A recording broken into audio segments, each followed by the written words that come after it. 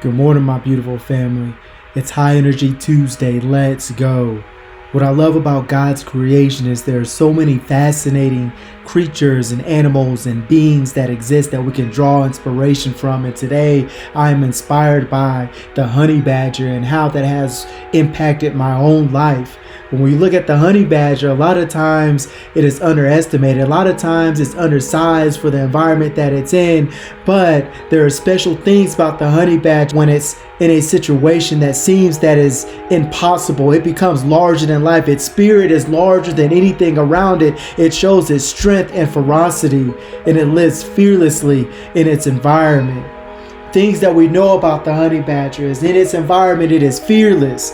It is thick-skinned, it is resourceful, it is unwavering, it is ferocious at the moment in time that is needed for it. And even when I reflect back on instances in my life, when I look back at certain situations, I remember the time that I almost drowned before I learned how to swim. I was in the water and I got too deep and I couldn't touch the bottom anymore, and I was trying to get to the top, and I just kept swallowing water, and I was not breathing, and I was having a tough time trying to get some air. But I remember in that moment I became desperate to survive.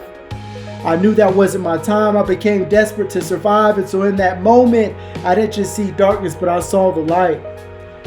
And so I went to the bottom and I bounced off the bottom and pushed myself to the top. In that moment, I became fearless because I was not scared. In that moment, I became thick-skinned because I would not be succumb to my circumstances or my environment. As I went down, I bounced off the bottom and I came to the top, and I became resourceful because I was willing to use whatever was around me to get that next breath. I was desperate to survive.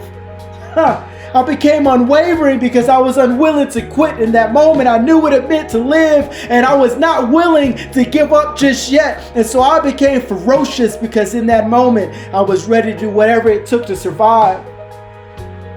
So what have you forgotten about your goals? What have you forgotten about your dreams? What have you forgotten about legacy that is pulling you back, that you're unable to get to the top because you have to get desperate for that next breath if you want to find the kind of success that you dreamed of, if you want to find the kind of success that lives within you, that is pouring out of your bones and pores and it aches you. It's in you because you are greater than you could have ever imagined, but you have to stop being succumbed by your situation. You have to stop being surrounded by those that don't believe in the thing that's in your heart, that you know that is for you, that is for your family, for generations and generations to come. It rests on your shoulders. You got a job to do. So what are you going to do about it? How are you going to get yourself back up? How are you going to bounce off the bottom of whatever situation that you're in and get yourself to a point where you can take that next breath, where you can take that next step, where you can move towards those goals, where you can take steps that are successful towards the thing that makes you who you're supposed to be? Don't stop dreaming.